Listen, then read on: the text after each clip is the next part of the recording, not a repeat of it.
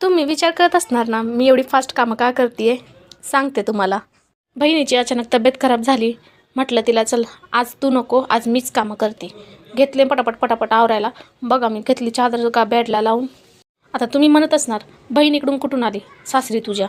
तर त्याचं काय झालं, माझी डिलिव्हरी झाली होती. डिलिव्हरी झाल्यामुळे मला 2 महिने रेस्ट होता. 2 महिने झाल्यानंतर आता म्हणलं चला म्हणलं तिची तब्येत अचानक खराब झाली तर म्हणलं मीच काहीतरी तिला हेल्प करू लागावं. मीच उत्साहाने उठले आणि पटापट पटापट आवरायला लागले. झालं काय नेमकं, एवढं कामं केले त्याचा संध्याकाळी मला लय मोठा परिणाम झाला. ते तर सांगतेच मी पुढे तुम्हाला. डिलिव्हरीनंतर घरात बसून खूप बोर झालं होतं. म्हटलं काहीतरी करावं. म्हटलं बिल्डिंगमधल्या बायका पण म्हणायच्या की तू काय घरात बसून बसून राहते, हे जा खाली. मी म्हटलं बाबा ते इकडच्या तिकडच्या गोष्टी केल्यापेक्षा आपलं घरातच केलेलं बरं. आपण बसून आपल्या फॅमिलीशी 2 गोष्टी का व्हायना बोलूयात. म्हणून म्हटलं माझ्या मनातल्या काही गोष्टी तुमच्याशी शेअर करावं.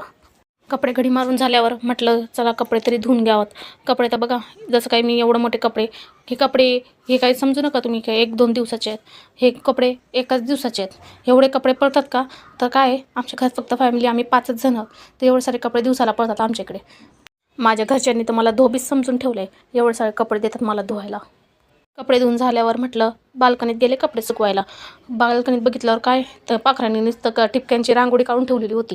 ती रांगोळी साफ करता करता मला अर्धा तास गेला. बाल्कनीतून मला फक्त 1च दिवस झालेला होता. बघा एवढी घाण करतात पाखरं इकडे आमच्या बाल्कनीमध्ये. अख्खा दिवसभर काम करून करून खूप दमले होते. मग शेवटी बहिणीलाच मै आली. तिने म्हटलं दीदी तू बस, मीच करते स्वयंपाक. तिने केलं फोडणीचं वरण आणि केला हिरव्या मिरचीचा ठेचा. ठेचा बघा किती सुंदर दिसतोय. बघा आलं की नाही तुमच्या तोंडाला पाणी. मग काय घेतलं गरमागरम जेवण आणि झोपूनच घेतलं.